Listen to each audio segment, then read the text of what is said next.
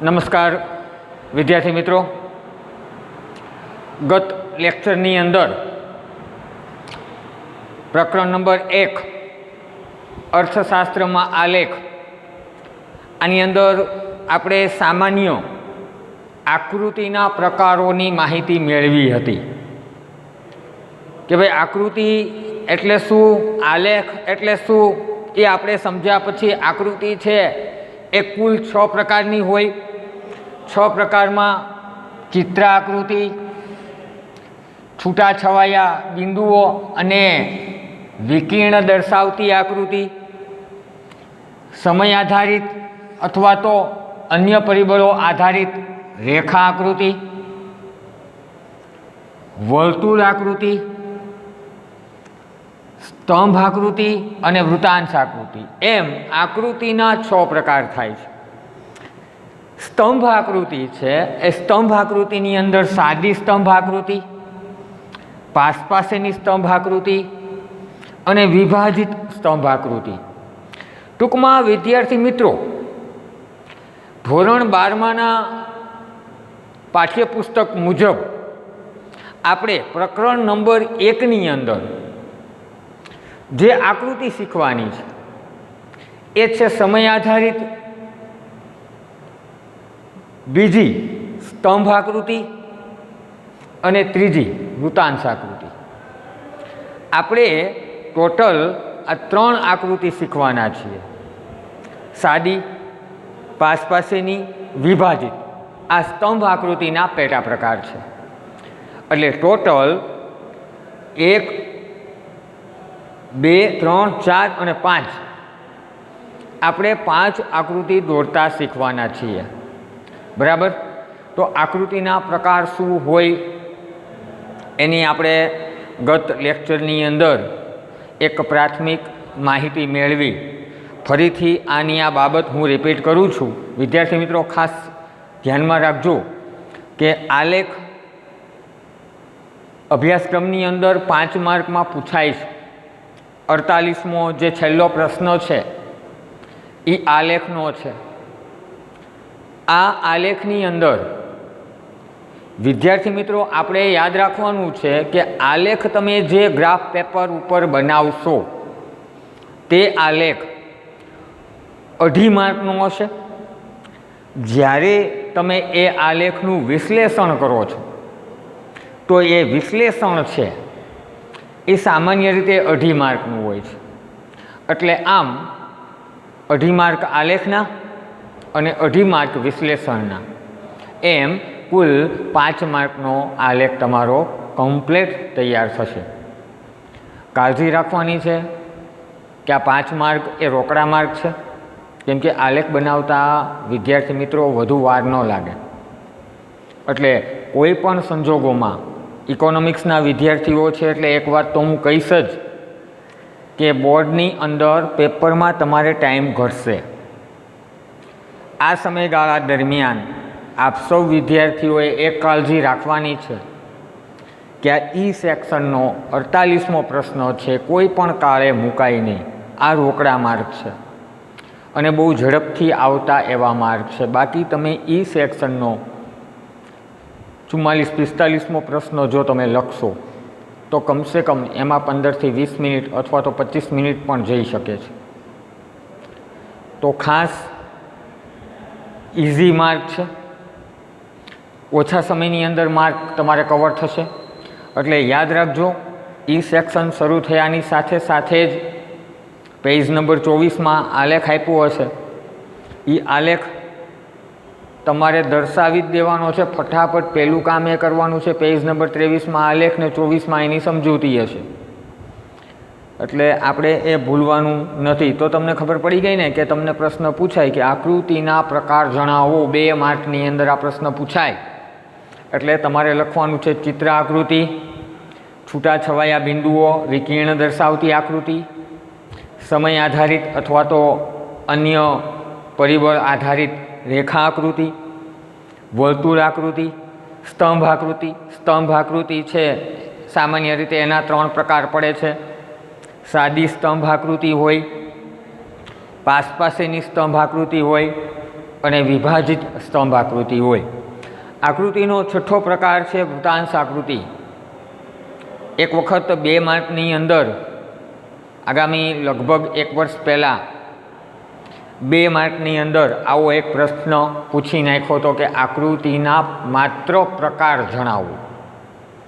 તો વિદ્યાર્થી મિત્રો, આ 1 થી 6 પ્રકાર છે, એ આપ સૌએ દર્શાવવાના છે. 1 થી 6 પ્રકાર લખી જ નાખવાના, એટલે તમને 2 માર્ક રોકડા મળી જાય. તો 2 માર્કમાં આ રીતે પૂછાય. હવે આપણે આ બધી આકૃતિઓમાં મેં તમને વાત કરી કે આપણે ટોટલ 6 આકૃતિ શીખવાના છીએ. 6 આકૃતિ અથવા આલેખ. એમાં એક સમય આધારિત રેખા આકૃતિ, એક સ્તંભ આકૃતિ, સાદી સ્તંભ આકૃતિ, પાસેની સ્તંભ આકૃતિ અને વિભાજિત સ્તંભ આકૃતિ અને વૃત્તાંશ આકૃતિ. વૃત્તાંશ આકૃતિ આપણે છેલ્લે મારી સામે આપ સૌ વર્તુળ, ગોળાકાર વર્તુળ લઈને બેસજો તો જ એ આકૃતિ બનશે. બરાબર? બનશે ત્યારે હું તમને એની માહિતી આપીશ. ચાલો હવે આપણે સૌથી પહેલાં આજે વાત કરશું કે ભાઈ સમય આધારિત અથવા તો અન્ય પરિબળ આધારિત રેખા આકૃતિ કેવી હોય. આ આકૃતિને સામાયિક શ્રેણી આલેખના નામથી પણ ઓળખવામાં આવે છે કે ભાઈ સમય આધારિત રેખા આકૃતિ કોને કહેવાય. હવે 2 ચલ છે. 2 ચલ એટલે શું? તો કે ભાઈ OY ધરી અને OX ધરી. આ 2 ચલ વચ્ચેનો સંબંધ અને ઢાળ દર્શાવતી આકૃતિને કેવી આકૃતિ કહેવાય? તો કે ભાઈ સમય આધારિત રેખા આકૃતિ કહેવાય અથવા સામાયિક શ્રેણી આલેખ કહેવાય. ટૂંકમાં 2 ચલ વચ્ચેનો સંબંધ અને ઢાળ રજૂ કરતી આકૃતિને સામાયિક શ્રેણી આલેખ કહેવાય. શું થાય છે આમાં? તો કે આમાં કાંઈ 2 બાબતો વચ્ચેનો શું નક્કી થાય છે? તો કે ભાઈ 2 બાબતો વચ્ચેનો સંબંધ નક્કી થાય છે અને 2 બાબતો વચ્ચેનો ઢાળ નક્કી થાય છે.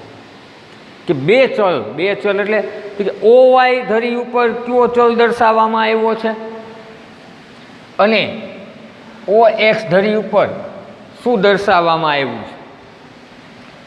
OY ધરી અને OX ધરી, આ જે 2 ચલ છે, આ 2 ચલ વચ્ચેનો સંબંધ અને ઢાળ નક્કી કરતી આકૃતિને શું કહેવાય?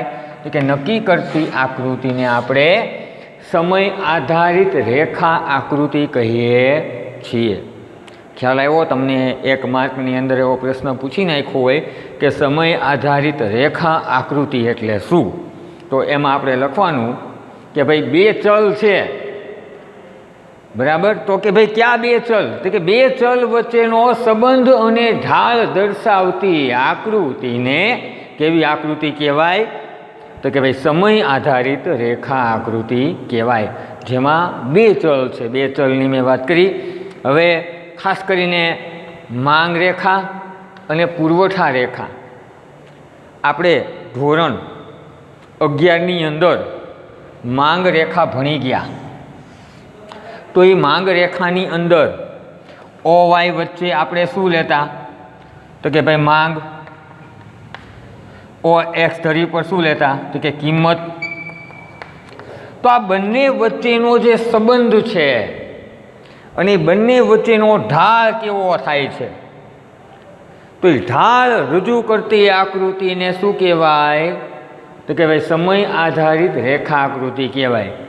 એટલે જેમ કે મેં વાત કરી, માંગ રેખા છે, પુરવઠા રેખા છે, પુરવઠાનું સંકોચન છે, પુરવઠાનું વિસ્તરણ છે, માંગની મૂલ્ય સાપેક્ષતા છે. તો માંગની મૂલ્ય સાપેક્ષતાના કેટલા પ્રકારો છે?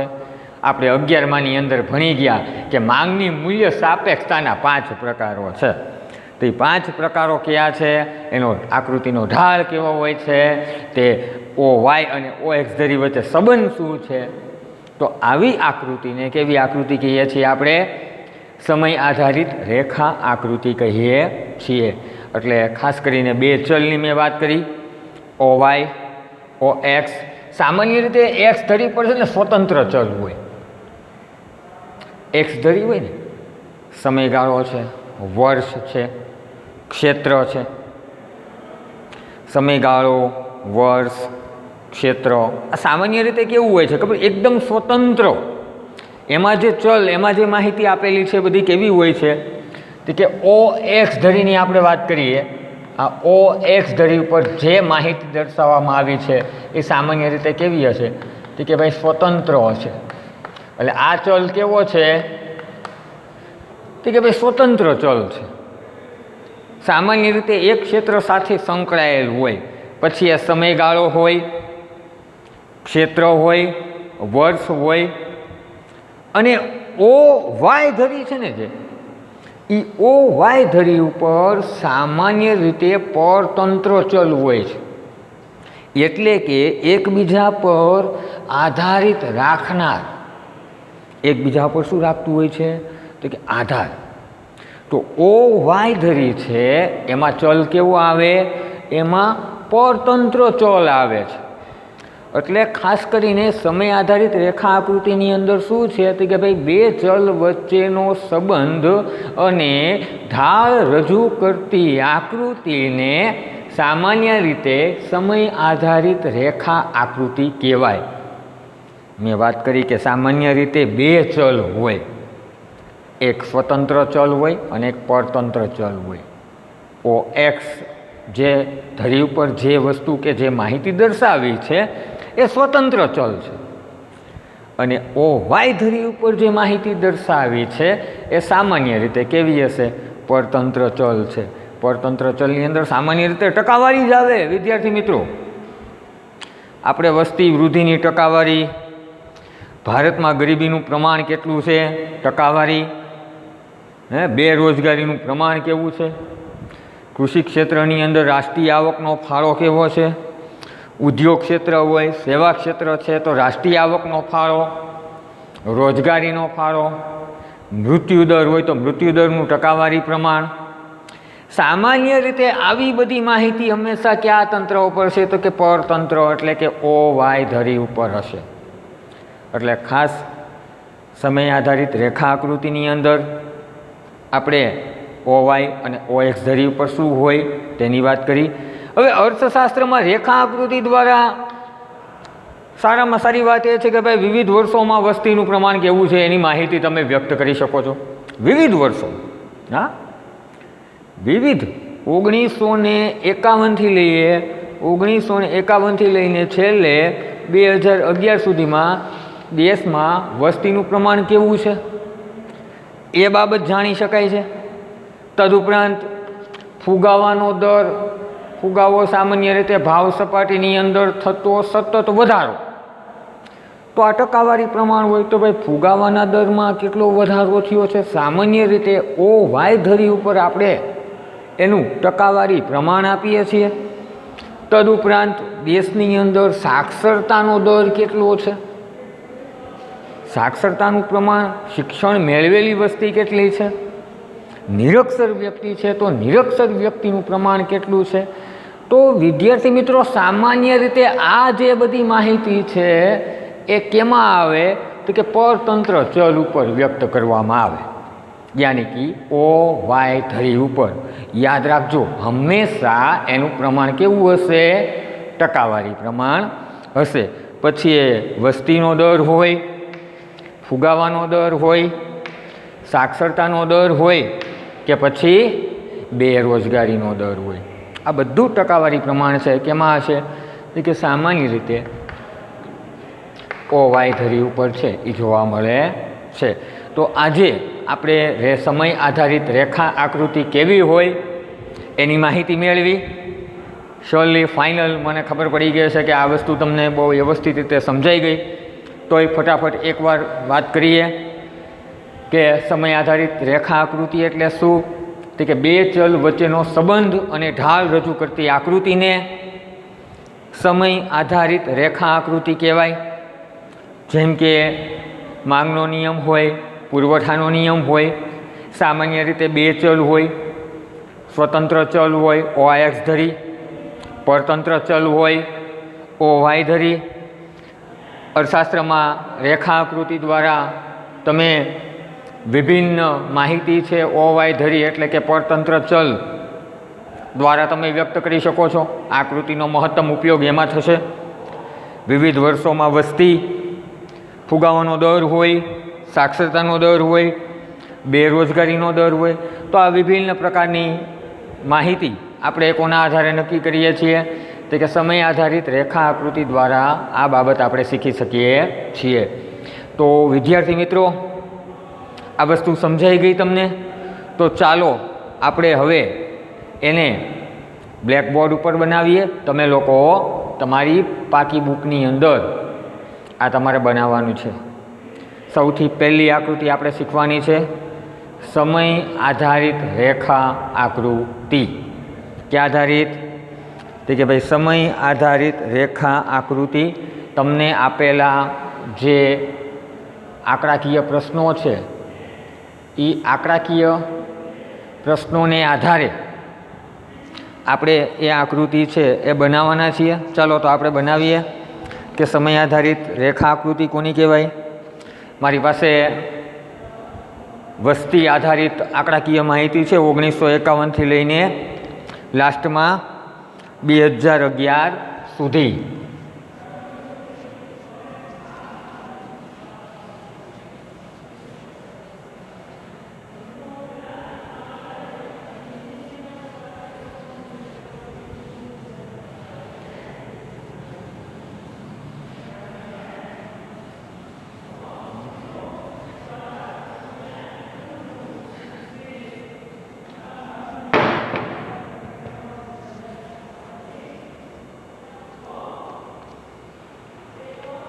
ચલો વિદ્યાર્થી મિત્રો જોઈએ તો કે ભાઈ ભારતમાં 1951થી લઈને 2011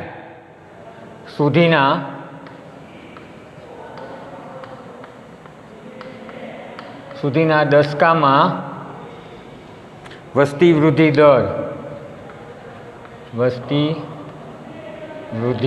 દર એ ટકાવારી પ્રમાણ છે. આ તમારે રજૂ કરવાની છે. કેમાં? કે સમય આધારિત રેખા આકૃતિ. ચલો વિદ્યાર્થી મિત્રો, સૌ પ્રથમ પહેલી આપણે આકૃતિ દોરવા જઈ રહ્યા છીએ એ છે સમય આધારિત રેખા આકૃતિ. એમાં સમયગાળો,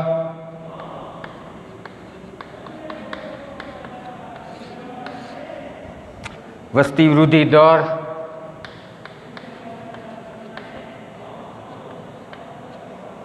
કેમાં દર્શાવ્યું છે? ટકાવારીમાં. શું દર્શાવ્યું છે? તો કે દશકા સ્વરૂપે.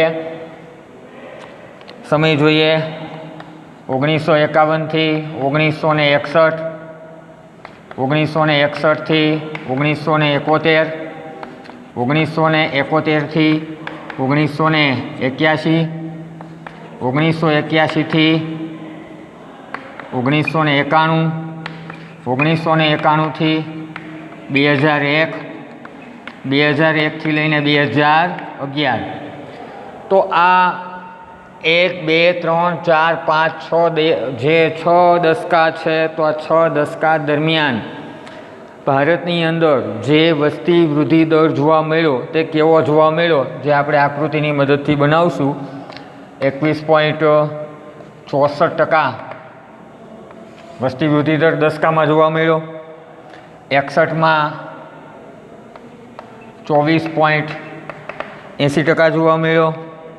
71થી 81ની અંદરની વાત કરીએ તો 24.66% જોવા મળ્યો. 91થી વાત કરીએ 23.87% જોવા મળ્યો. 2001થી તમે જુઓ તો તમને ઘટતો માલુમ થશે 21.54% વસ્તી વૃદ્ધિ દર જોવા મળ્યો. અને લાસ્ટ છેલ્લો 2011ની વાત કરીએ તો 17.64% છે એ શું જોવા મળ્યો છે? તો કે વસ્તી વૃદ્ધિ દર છે એ જોવા મળ્યો છે. તો ચાલો વિદ્યાર્થી મિત્રો, આવી આંકડાકીય માહિતી તમને એક્ઝામમાં આવશે ત્યારે આપણે શું કરવાનું છે? તો કે આ આંકડાકીય માહિતીને આધારે આપણે આકૃતિ અથવા તો આલેખ જે પણ પૂછવું હોય, વૃત્તાંશ આકૃતિ પૂછે તો વૃત્તાંશ આકૃતિની અંદર આલેખ પૂછે આ રીતે સમય આધારિત રેખા આકૃતિ બનાવો, તો આ રીતે આંકડાકીય માહિતી આપેલી હશે. આપણે પહેલાં તો આંકડાઓ જોઈ અને સૌથી પહેલાં આપણે બધાએ શું નક્કી કરવાનું છે તો કે આંકડાઓ જોઈને સૌપ્રથમ આપણે સૌથી પહેલાં તો સ્કેલ માપ શું લેવો તે બાબત જોવાની છે. ચાલો લઈએ. એક ગણિતનો સીધો સાદો નિયમ છે, તમે જાણો છો કે 21.64 છે. 64 50 ઉપર હોય એટલે કેટલા થઈ જાય તો કે 22 થઈ જાય. 24.80 છે, 50 ઉપર છે એટલે કેટલા થઈ જાય 25 થઈ જાય. પછી માની લ્યો કે 21.17 છે તો આ કેટલા રહેશે તો કે આ 21 જ રહેશે, કેમ કે 50થી શું છે નીચા છે. તો ઘણીવાર આ નિયમે પણ કામ કરવું પડે છે, કેમ કે ઘણી તમને પોઈન્ટની જ્યારે માહિતી આપેલી હોય ત્યારે વિદ્યાર્થી મિત્રો આ બાબત છે એ અવશ્ય રીતે શીખવી પડે છે. ચાલો તો હવે આપણે વાત કરશું. સૌથી પહેલાં તો જ્યારે આકૃતિ બનાવીએ આપણે, એટલે આકૃતિ બનાવતી વખતે સૌપ્રથમ પહેલાં તો શું લેવામાં આવે છે તો કે ભાઈ સ્કેલ માપ. આમાં સ્કેલ માપ આપણે કઈ ધરીનો લેશું ઓવાય ધરી ઉપર. શું લેશું ટકાવારી પ્રમાણ છે 5 સેમી બરાબર કેટલા ટકા 5% લેશું 10%. તો કે આમાં 5% જ લેવાય, કેમ કે આંકડાઓ તમે જો બધા નાના નાના છે 5, 10, 15 ને 20 તો 25 કરો એટલે પૂરું થઈ જાય. તમે સ્કેલમાં 2 પણ લઈ શકો. માની લો કે તમે સ્કેલમાં 2 લેશો તો આકૃતિ કઈ જાય 2, 4, 6, 8, 10 અહીંયા સુધી થાય. હા, પછી તો કે 12, 14, 16, 18, 20 આપણે જવાનું છે 25 સુધી, 22, 24 અને 26. 2 રીતે લ્યો તો આ રીતે આકૃતિ બને. એટલે વિદ્યાર્થી મિત્રો જ્યારે તમે સ્કેલ માપ લ્યો છો તો એ સમયગાળા દરમિયાન આંકડાકીય માહિતીને અનુરૂપ છે એ શું લેવો જોઈએ તો કે અનુરૂપ છે એ સ્કેલ માપ લેવો જોઈએ. તમે 2નો સ્કેલ માપ લેશો તો આકૃતિ કેવી બનશે મોટી બનશે. ગ્રાફ પેપર આપણે આપેલું જ છે, ઘણા બધા કોષ્ટક હોય એમાં, એટલે સામાન્ય રીતે આપણે 2 પણ લઈ શકો છો, 3 પણ લઈ શકો છો, એવું જરૂરી નથી. આ સ્કેલ માપ તમે લ્યો 5 સેમી, એ જે પહેલું કોષ્ટકનું ખાનું હશે સેમી હશે સેન્ટીમીટર, એ 5 સેમીનું હશે, એટલે 5 સેમી બરાબર તમે કેટલા વર્ષ લ્યો છો. દાખલે કે 2 લીધા છે તો અહીંયા શું લખવું પડે મારે તો અહીંયા મારે 2 લખવા પડે. અહીંયા મેં જો 5 લીધા હોય તો મારે કેટલા લેવા પડે 5. એટલે સૌથી પહેલાં વિદ્યાર્થી મિત્રો તમે જ્યારે આકૃતિ બનાવો છો ત્યારે આપણે આકૃતિ દોરતી વખતે કઈ બાબતની કાળજી લેવી જોઈએ એની આપણે વાત કરી હતી. એમાં આપણે શું શીખાતા ચોક્કસ સ્કેલ માપ.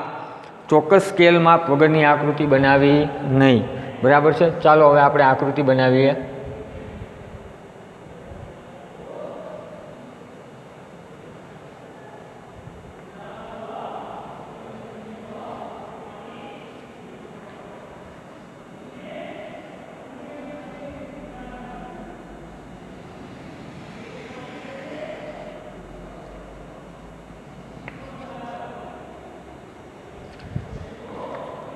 આ OY ધરી અને આ OX ધરી. અહીંયા આપણે શું દર્શાવવાનું છે તો કે અહીંયા વસ્તી વૃદ્ધિ દર છે. કેમાં છે ટકાવારીમાં, પણ ક્યાં મુજબ છે તો કે 1/10 મુજબ વસ્તી વૃદ્ધિનો દર દર્શાવ્યો છે. કે એમાં OY ધરી પર સ્કેલ માપ કેટલું લીધું છે 1 સેમી બરાબર 5, એટલે 5, 10, 15, 20 ને 25 સુધીમાં લગભગ 25 ઉપર એ કંઈ આંકડો છે નહીં, એટલે 25 સુધીની અંદર સ્કેલ માપ આવી જશે. અહીંયા આપણે કેટલા દસકા લેવાના છે 1, 2, 3, 4, 5 ને 6. 6 દસકા લેવાના છે. યાદ રાખજો આ 1, આ 2, આ 3, આ 4, આ 5 અને આ 6. બરાબર. તો તો 6 દશકા આપણે લઈ લીધા, આ છે એક્સ ધરી, અહીંયા આપણે એને આપશું સમય ગાળો, બરાબર. ચાલો વિદ્યાર્થી મિત્રો, સૌથી પહેલાં અહીંયા આપણે લેશું 5, 10, 15, 20 અને 25. અહીંયા આપણે 1951 થી 1961, 1961 થી 1971, 1971 થી 1981, 1981 થી 1991, 2001 થી લઈને 1991 થી લઈને 2001, 2001 થી લઈને 2011 થઈ ગયા. ખાસ જોજો કેમ બનાવું છું, એ ભૂલ ન પડે, એકવાર જોઈ લેવું, નિરાંતેથી બનાવી જ્યારે તમે આકૃતિ બનાવો ત્યારે, બરાબર છે. કોઈ પણ જાતની ક્ષતિ ન રહે એની ખાસ શું લેવી, તો કે એની કાળજી લેવી, બરાબર. ચાલો હવે સૌથી પહેલો દશકો 1951 થી લઈને 1961. હવે 1951 થી લઈને 1961 છે, તો આ સમયગાળા દરમિયાન, દશકા દરમિયાન આપણા દેશની અંદર વસ્તી વૃદ્ધિ દર છે એ કેટલો જોવા મળ્યો, તો કે 21.64% જોવા મળ્યો. એટલે પહેલાં દશકામાં આપણે કેટલો દર્શાવવાનો છે, તો કે 21.64. આમાં ખ્યાલ ન આવે તો ઘણીવાર 4 પોઈન્ટ મૂકી દેવાય, 1, 2, 3, 4. તો કે આલેખમાં તો હશે જ, તમે જે ગ્રાફ પેપર બનાવવાના છો તેમાં આ વસ્તુ હશે જ. એટલે આપણે 21.64 જવાનું છે, તો 20, 21 ને 22.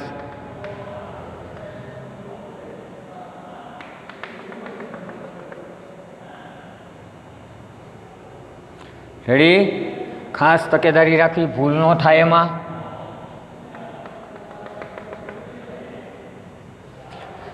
બુકમાં પણ તમે બનાવી શકો છો સ્કેલ માપ લઈને. 1961, 71 થી 24.80.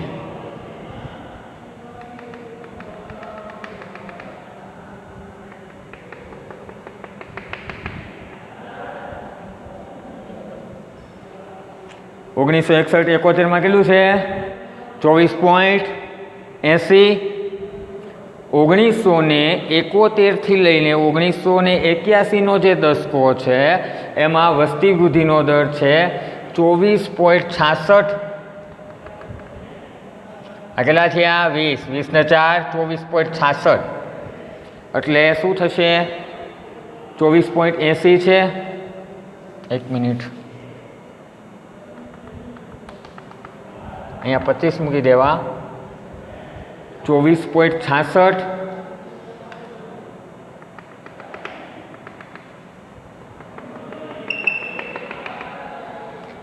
પચાસ ઉપર છે એટલે કેટલા થશે?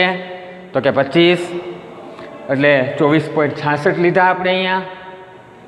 ત્યાર પછીની ગ્રાફ પેપરની અંદર પોઈન્ટ ટુ પોઈન્ટ થશે તમતારે. 1981-91 જોઈએ તો 23.87 છે. 23.87, 21-22 ને 23.87 છે.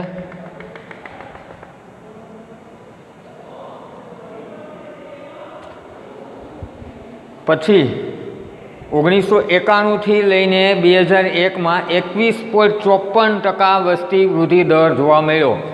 કેટલો છે? 21.54% છે. શું જોવા મળ્યો? કે વસ્તી વૃદ્ધિ દર છે એ જોવા મળ્યો.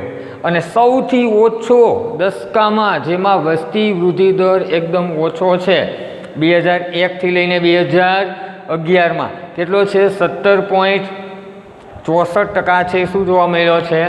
કે વસ્તી વૃદ્ધિ દર 15, 16, 17, 18, 19 ને 20. 17.64 છે એ વસ્તી વૃદ્ધિ દર છે. એ છેલ્લે 2001 થી 2011ના દશકાની અંદર છે એ જોવા મળ્યો છે. તો આ જે આકૃતિ બની, આ આકૃતિને આપણે શું કહેશું? આ આકૃતિને આપણે સમય આધારિત રેખા આકૃતિ કહેશું. બરાબર છે? શું કહેશું? સમય આધારિત રેખા આકૃતિ કહેશું. ખાસ યાદ રાખજો, ઓ વાય ધરી ઉપર શું દર્શાવવામાં આવ્યું છે એ લખવું, ઓ એક્સ ધરી ઉપર શું દર્શાવવામાં આવ્યું છે એ લખવું. તદુપરાંત ઉપર આ પોઈન્ટ છે, તમે અહીંયા પણ ટકાવારી પ્રમાણ લખી શકો છો. હા, એમ નહીં કે ન લખાય, અહીંયા પણ તમે ટકાવારી પ્રમાણ લખો. દાખલા કે 21.64%, ત્યાર પછી 24.80%, ત્યાર પછી 24.66%, ત્યાર પછી 23.87%, ત્યાર પછી 21.54% અને લાસ્ટમાં 17.64%. તો આ જે આકૃતિ બની, આ આકૃતિને કેવી આકૃતિ કહેવાય? સમય આધારિત રેખા આકૃતિ કહેવાય. પછી જો આકૃતિ બન્યા પછી આનું વિશ્લેષણ પણ તમે તમારી રીતે જ કરી શકો છો.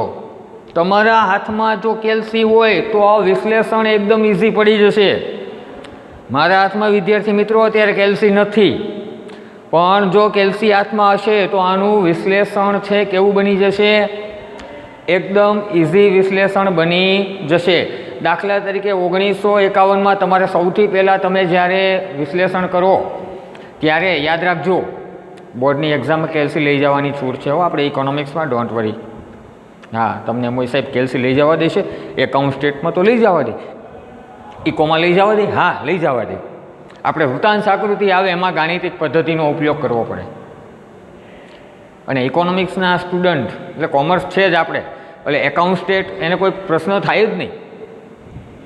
એટલે સૌ પ્રથમ તમે વિશ્લેષણ કરો તો વિશ્લેષણની અંદર સૌથી પહેલાં તમારે શું કહેવાનું છે કે ભાઈ નીચે મુજબ દર્શાવેલ આકૃતિમાં ઓ વાય ધરી ઉપર, ઓ વાય ધરી ઉપર શું છે તો કે ઓ વાય ધરી ઉપર વસ્તી વૃદ્ધિનો દર કેમાં દર્શાવ્યો છે તો કે વસ્તી વૃદ્ધિનો દર છે એ ટકાવારીમાં દર્શાવ્યો છે. કેમાં દર્શાવ્યો છે? ટકાવારીમાં દર્શાવ્યો છે. ઓ એક્સ ધરી ઉપર સમયગાળો 10 વર્ષના દશકાની અંદર દર્શાવવામાં આવ્યો છે. રેડી? આ બે વસ્તુ બોલ્યા. આ બે વસ્તુ બોલ્યા પછી પોઈન્ટ કરીને જ લખતું જવાનું છે. વિશ્લેષણ બહુ ટૂંકું કરવું, બહુ લાંબુ ન કરવું, કેમ કે 2.5 માર્ક જ છે વિદ્યાર્થી મિત્રો. હા, ભરીને જ દેવાના આખા 2 પેજ વિશ્લેષણમાં. અડધું પેજ જ લખવાનું છે, મહત્તમ બને તો પોણું. એક તો આખું ભરવાનું જ નથી. ભૂલે ચૂકે એક પેજ નહીં ભરતા. ટૂંકું ટચ તો કે ભાઈ 1951 થી 1961માં ભારતની અંદર આ દશકા દરમિયાન સુધી 21.64% જોવા મળી. હા, એની કરતાં 1961-71માં વસ્તી વૃદ્ધિ દર 24.80 એટલે આટલાનો વધારો થયો. કેટલા ટકાનો વધારો થયો તો કે ભાઈ 3%નો વધારો અને અમુક પોઈન્ટનો વધારો. તો એ તમે વ્યક્ત કરી શકો છો કે ભાઈ આ દશકા દરમિયાન આટલો વધારો થયો.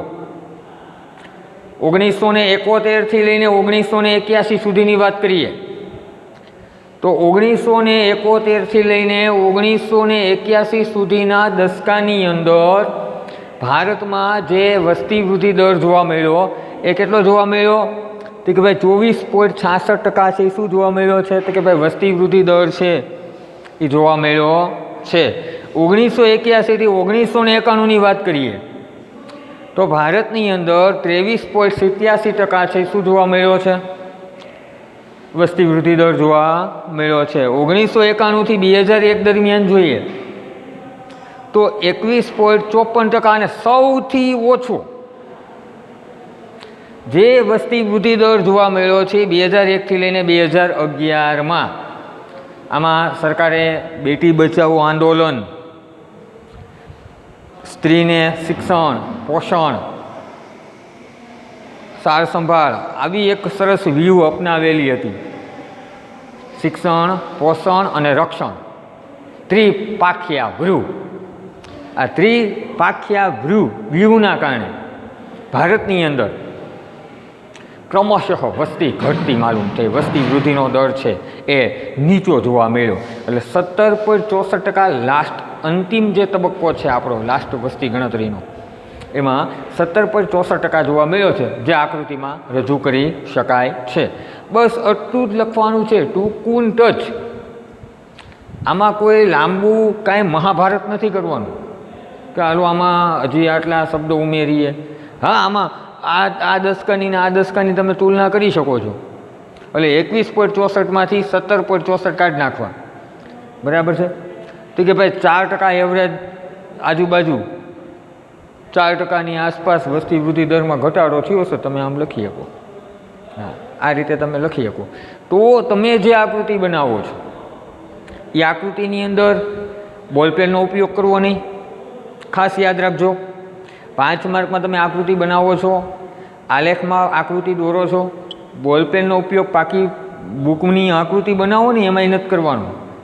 હા, એ ખોટી જ પડે, બોલપેનનો ઉપયોગ થતો જ નથી. પેન્સિલ અને ચેક રબરનો જ ઉપયોગ કરવાનો છે. હા, તમે આવું સ્કેલમાં બોલપેનથી લખવું જ લખી શકો છો, એમાં કોઈ વાંધો નહીં. પણ બને ત્યાં સુધી બોલપેનને ટાળજો, પેન્સિલનો જ આકૃતિની અંદર ઉપયોગ કરવાનો છે. સમજૂતી લખો તો એ પેન્સિલથી નહીં લખતા કે લાવો આની વિશ્લેષણ છે આપણે પેન્સિલથી લખીએ, નહીં. એ પેન્સિલથી નથી લખવાનું. રેડી? તો ખાસ કરીને આજે આપણે આકૃતિનો સૌથી પહેલો પ્રકાર કયો છે કે ભાઈ સમય આધારિત રેખા આકૃતિ કોને કહેવાય? તો આ સમય આધારિત રેખા આકૃતિની આજે આપણે વાત કરી. આંકડાકીય માહિતીને આધારે આપણે સ્કેલ માપ લીધો અને આકૃતિ બનાવી.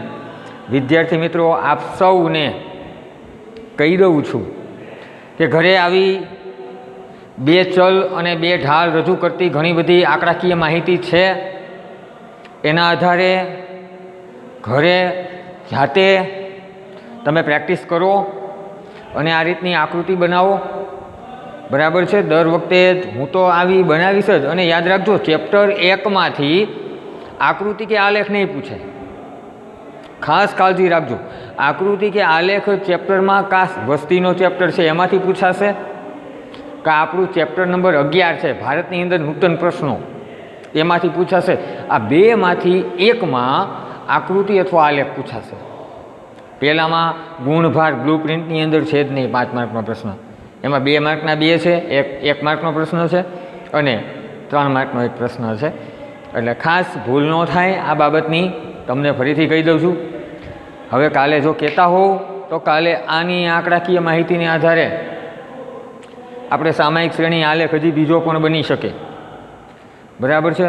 તો જરૂર પડે તો કાલે આપણે બીજો પણ આલેખ બનાવશું. સૌથી પહેલાં એક આકૃતિ છે એ આપણે બનાવી. ખાસ તૈયારી કરતા રહ્યો. તમને બધાને મટીરિયલ પણ આપી દીધેલું છે. એ મટીરિયલને અનુરૂપ મેં આકૃતિ તમને શીખડાવી. આજે તમને સામાયિક શ્રેણી આલેખ શું છે એ તમને આજે દોરતા આવડી ગઈ, બરાબર. આગળની જે આકૃતિઓ છે એ આપણે બનાવશું પછી.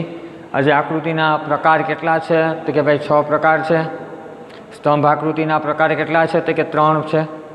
આના પછી હવે ધીમે ધીમે આપણે નેક્સ્ટ આકૃતિ જે ભણવાની છે એ સ્તંભ આકૃતિ છે. તો સ્તંભ આકૃતિ અને સામાયિક શ્રેણી આલેખની હજી એક આકૃતિ શીખવી હોય તો એ આના પછીના લેક્ચરની અંદર આપણે શીખશું. એટલે ત્યાં સુધી વિદ્યાર્થી મિત્રો મહેનત કરતા રહ્યો, ઘરે બેઠા બેઠા અભ્યાસ કરો. અત્યારે આ કોરોનાની મહામારી છે, યાદ રાખજો. ગત વર્ષ જે રિઝલ્ટ આપ્યું એવું જ રિઝલ્ટ 2021 અને 22ની અંદર આપણું આવવું જોઈએ. સોરી, 2020-21ની અંદર આપણું આવવું જોઈએ. એટલે આવી ઈચ્છા વ્યક્ત કરું છું વિદ્યાર્થીઓ તમારી પાસેથી. ખાસ મહેનત કરતા રહેજો. 2020નું વર્ષ આ કોરોનાની મહામારીએ માત્ર ને માત્ર આપણા દેશની વાત નથી. મહામારી એટલા માટે કહું છું કે આ એક સમગ્ર વિશ્વનો જળહળતો પ્રશ્ન છે. ટૂંક સમયમાં જ આમાંથી આપણે બહાર આવશું અને આપણી દુનિયામાં આપણે પાછા પ્રત્યક્ષ રીતે આમને સામને ભેગા થશું. ત્યાં સુધી આપ સૌ વિદ્યાર્થી મિત્રો ઘરે આ ઈ-લર્નિંગ ઇન્ટરનેટ ટેકનોલોજીનો ઉપયોગ કરીને આમાંથી શિક્ષણ મેળવો.